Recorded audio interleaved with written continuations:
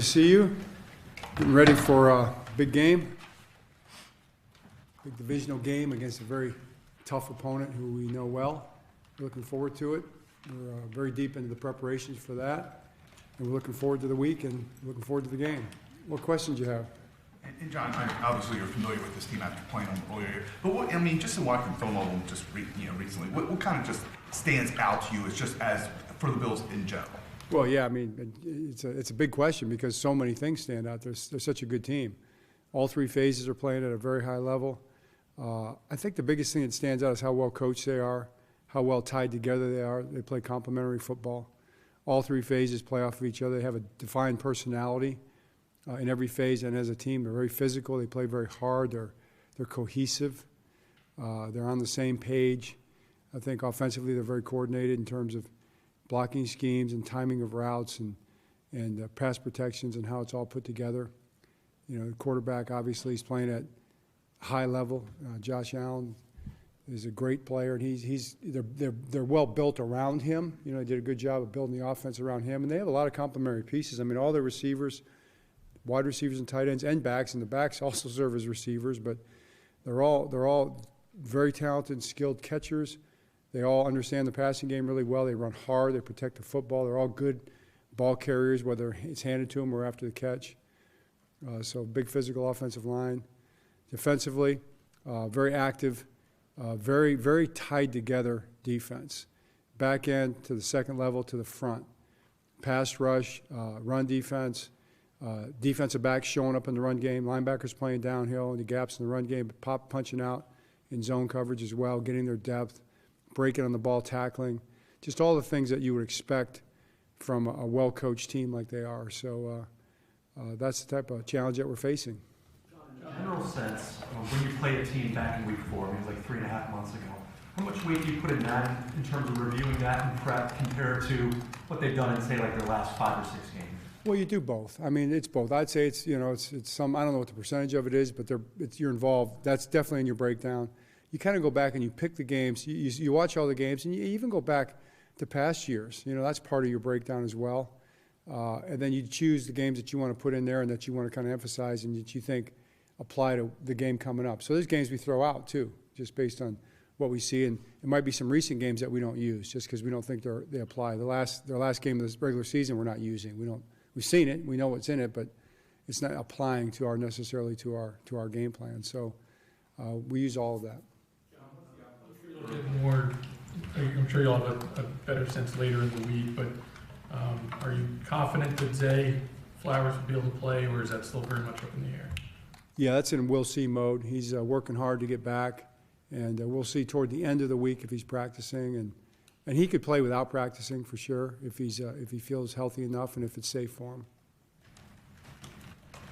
John, kind of piggybacking on Jameson's question, I mean, the excitement to see this matchup seemed immediate. I mean, you had Tony Romo kind of almost salivating on air talking about it.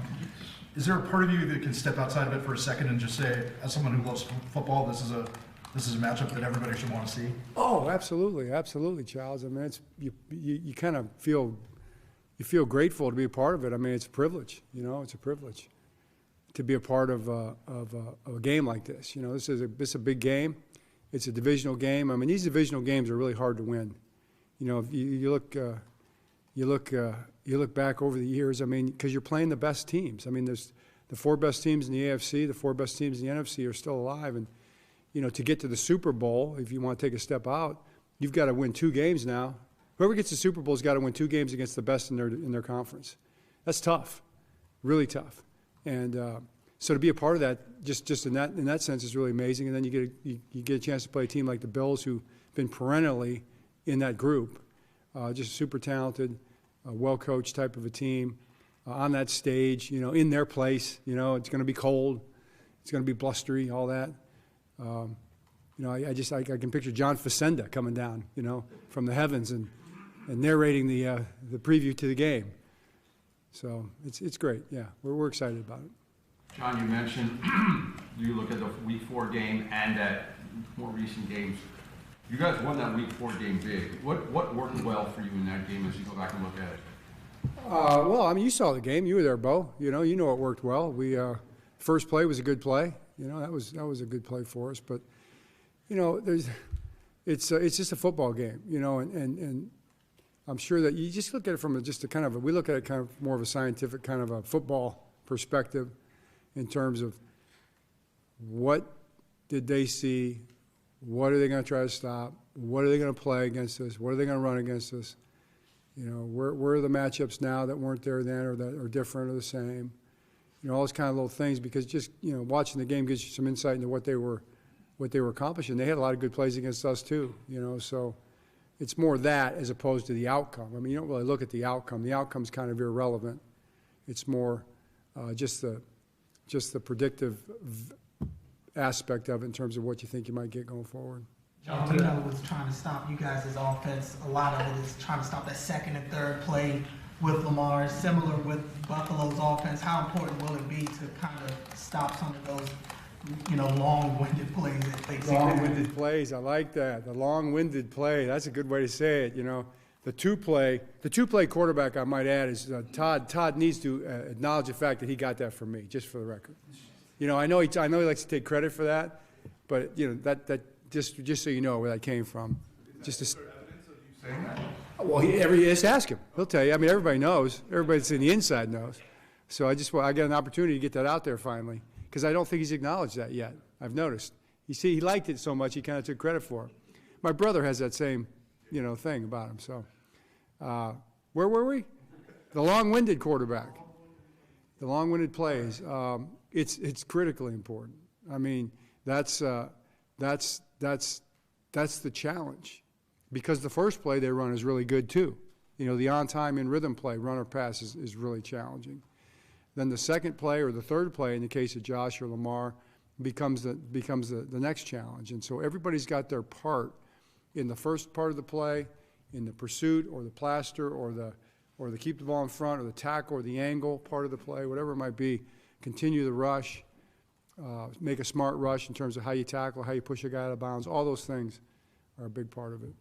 John, the drone incident on Saturday was the second time that's happened here. Can you walk us through when you learned that it was a drone, and what does that do to you as a coach when you learn the game stops and to throw it? Well,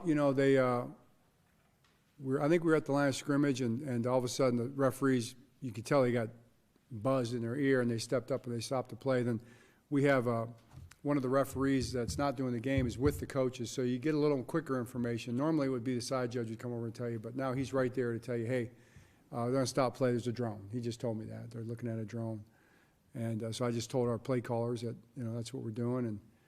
And really at that point, you just wait. I mean, it's not really anything you can do about it. It becomes like a commercial timeout just a little bit, and you continue to kind of talk about your strategy. It really is what you do. It's just an opportunity to kind of make sure that we're thinking the same way within the game. That's about it. We don't think too much about it as a drone situation per se. Lamar, in the second quarter, Lamar got kneed in the back pretty hard. Do you anticipate him limiting his participation at all throughout the week as far as practice time? Doesn't look that way from what I've been told. Coach, how would you say these two teams have evolved since the earlier matchup this year? I mean, is there anything that you can discern between the difference from the first time you met them to coming up? Yeah, I mean, I think across the board, both teams are better, in every way, really. I mean, I don't think either team has taken a step back in any way. Both teams are better across the board. I think both teams are kind of, define their personalities a little bit more over the course of the seasons, and kind of what you'd expect at this point. John, although John doesn't have another 13-sack season, what are some of the ways that he's improved outside of the stats, and how big of a game can this be just for him and the other interior linemen with such big offensive linemen in their matchups? Well, Kyle is, obviously the sacks are kind of speak for themselves, and but it's not just that. There's so many situations where there's kind of the unsung aspects of a play that a lot of our guys have done, and he's been the same guy. Sometimes he'll be in a position where a quarterback can't escape, and someone else will wrap around and get the sack, or squeezing on a run and forcing a run back to a linebacker, or bouncing it out to a DB like he's supposed to. I just think he's playing good football, and I do think it's kind of reflective of the whole defense, really. I mean, everybody's just really focusing on doing their job, in a real physical way and a real disciplined way. That's what everybody's really trying to do. So, and Kyle's a great leader that way too. He leads. He talks to the guys about that, and a lot of experience that way, like in the playoffs. So he's been talking to the guys about playing good, disciplined, high-effort football. The offensive line has obviously been pretty critical to the success. And if you just, think back to like beginning of the season to now, obviously you guys have found that, they've found their footing. What has stood out to you about, a guy like Daniel Falele playing, new position and Patrick McCarry doing what he's been able to do throughout the course of the year without, missing a beat or missing any time? Right. Well, I think the offensive line, just like every position, but it's kind of there's a lot of individual stories in there. The 5 individual starters, and there's others too that in the depth part of it. And if you get into that room, you kind of see that each guy's got his own story, but probably as a whole, it's probably just steady improvement. They've been through a lot. You look back at the Joe D situation, and then the fact that it was 3 new guys and all that kind of stuff, and some of the doubts and all that kind of stuff that they dealt with. I really feel good and proud of them, but really we don't think about it too much right now, Brian. It's just more about preparing for this game and the challenge that this defense presents our O-line, just like every position. I know a lot of people, when you talk about Josh Allen and Lamar, they'll talk about that 2018 draft. Do you think when these 2 high-profile players, do you think because of that they'll kind of always be linked in that regard? Yeah, probably. They came out in the same draft, highly successful. They'll probably always be linked. Yeah. Obviously, the Lamar touchdown to Justice Hill at the end of the half was such a highlight play, but right before that, Isaiah Likely had, I think it was a 19-yard catch, had a big stiff arm, didn't get out of bounds, and he takes the ball and sprints all the way to the hash, and you guys are able to clock it really quickly. I mean, how impressive, understanding it's a playoff game, that situational awareness, and knowing how important the time was then on that last play. So impressive. I mean, there were so many situational aspects to that game that our guys really did a good job of that you may notice and you may not. And you notice, and that's a great point. I mean, that's one of the things that we work on really hard. We work on it all the time. But he takes that ball right back to the hash, gets on the ground. Everybody sprints up. Lamar makes sure everybody's set first. Everybody's legal. Ball gets snapped. Now we have, is 11 seconds the difference? There was 11 seconds left, I think, with the play, as opposed to 9 or 8 or something like that. That's the difference, right? So to your point, then you think about just the fact that we were able to be in that situation. I think didn't Thailand have the conversion on was that drive? Was it that drive? I think it was, where he had to cut the ball on the sideline, right? If you don't, and we're third or second forever on that, so Lamar and with the clock running down, there's only about 28 seconds left at that point, and he pushes forward for the first down. I mean, all those things give you a chance, at the end to have a great play like that happen. When you talk about those 2-play quarterbacks, did you feel like those guys existed when you first started coaching in the league, or is that something that you guys have had to account for more and more over the years? They existed, yes, but you have to account for them more and more. Exactly right. It seems like most guys now are kind of like that. I mean, like a guy like Bo Nix comes into the league this year, and he's that kind of a guy. And Justin Herbert's that kind of a guy. I mean, they're kind of everywhere now. It seems like that's more the mold now. It used to be breaking the mold. Now it seems like it's becoming the mold. Give you a few second plays. Oh, well, yeah, we're used to it, man. We've been talking about plaster and extended plays in Baltimore for a long time. You're right, with Big Ben. You guys missed Teron Johnson and Matt Milano in that Week 4 matchup. How important are they to how Buffalo wants to defend the ball with lighter personnel? Yeah, well, they play that nickel pretty much against everything except when you put the real big people out there, and those guys play so well together. I mean, they're 3 experienced players. And Teron Johnson, he's a DB, but he plays like a linebacker in there. I mean, he gets in the box and he plays either Sam or the Will nickel, backer, based on your formations, just like a linebacker would. And he's 190 pounds. Or he shows up, he's out there in the apex, and boom, he's in the B gap before you blink an eye, playing the run. So does a great job, and those are great players. John, you opted against bringing Deontay Hardy back off IR. Do you anticipate he'll be available this week, or is it still, you're not sure yet? Well, I'm not sure yet. He'd been gone for quite a while, and he had the physical situation, had some personal things he was dealing with. But he's working hard in practice last week, and you just got to make sure a guy's ready, he's in shape and mentally ready. I mean, he in his mind he's ready, I can tell you that. He wants to play, and we'll just have to see. But Steven is a guy that we also have confidence in, and, I know he had a couple balls got on the ground last week. It was windy, lefty, he was bombing the ball for sure, and, with the one, on the very first one, I don't know if he lost track of where he was at, but we don't want to be backing up inside the 8-yard line and catching those kind of punts. Just give it a chance to go in the end zone, right? And so he'd like to have that one back, and then he decided to not field two of the other ones, and it turned out okay for us the way they bounced. So, but he's done well. He's an experienced guy, and he'll do well back there too. So we're confident. Or if Tylen was back there, we'd be confident with Tylen too. Those guys all do a good job. John, it seems like defensively, offenses are. I don't know whether it's the schematic things you guys are doing or whether they're just making a concerted effort, but it seems like they're trying to attack Brandon Stevens. How do you feel like he's handled it, and why does it seem like the ball continues to go that way? Yeah, I mean, that's some people, they decide to do what they do, for whatever reason they do, and it's definitely been challenging. I mean, he's getting a lot of targets, and you get a lot of targets, you're going to have more completions for sure. That's just the way it goes, but you also make more plays. He's made a real good number of plays as well. And also, there's an opportunity there too for us a little bit, because if we get the sense that a offense is targeting, a particular part of the field or a particular player, in this sense, he plays right corner, so that's where they go. In nickel now, he's playing dime backer. It's a little different when we put dime out there on third down. But okay, now we got an idea where you're going to kind of target. We can roll our coverage that way. We can put the strength of our coverage over there too. So it's kind of a two-way street that way. Coach, there was a moment the other night where you had to quiet the fans down. They were getting a little too loud. I don't know if you'll have that luxury in Buffalo, but what about going up and dealing with the Bills Mafia and their fan base, and whether or not a lot of Ravens fans may make the trip? Yeah, well, yeah, no doubt. I doubt the Bills crowd is going to listen to me. What I might do is try to quiet them down while their offense is out there. Think they'd respond if I went like this? Think they'd start screaming? Go the other way, Kind of play the opposite game? You think that'd work? Yeah. Yeah, why not? I meant by scoring a few touchdowns. Oh, a few touchdowns to quiet them down. That'd be ideal. I thought you meant by me walking out there like I did and quieting them down. No. The Bills Mafia doesn't like Jeremy anyway. No, they don't. They don't like you, Jerry? You've got a feud with the Bills Mafia? They didn't like what I said about them a few years ago. You want to share that?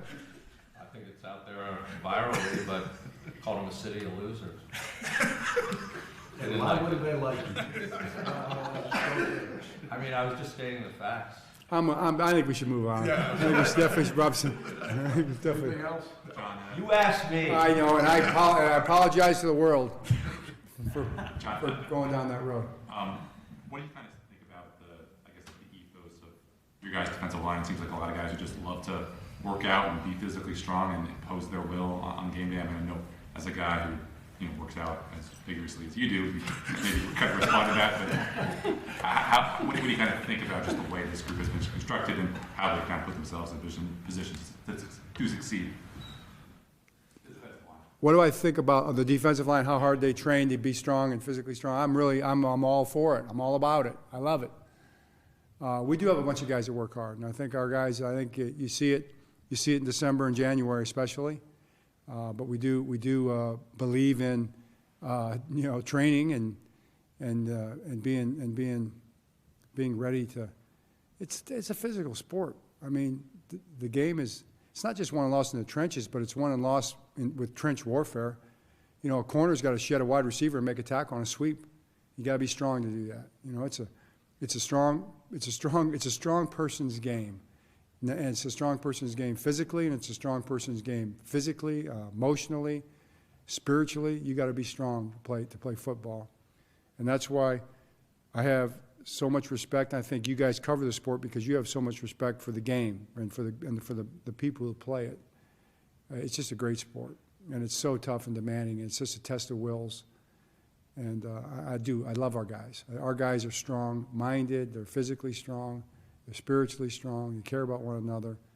That's why they're in position to play a game like this at this time of year, up in Buffalo against a great great team, a great city of winners up there in Buffalo, and they are. You know, they got a great coach, they got a great organization, and they got a bunch of tough players too. So that's, I think, why probably everybody's so excited about this game.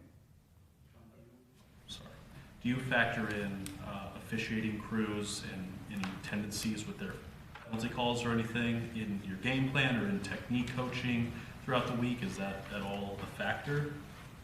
We try to coach just technique to be winning technique, which means clean technique. You know, we're not trying to, people do coach push the envelope sometimes. I mean, I think that's a strategy that people might use. I've heard, and I've tried in the past to understand the officiating crews and how they might call a game and all. And I've found it just to be a red herring. You know, I just think it's a waste of time. In the end, you need to focus on just doing things well the right way. And I think the officials do a great job. Carl Sheffer's going to be doing the game. He's got a great crew.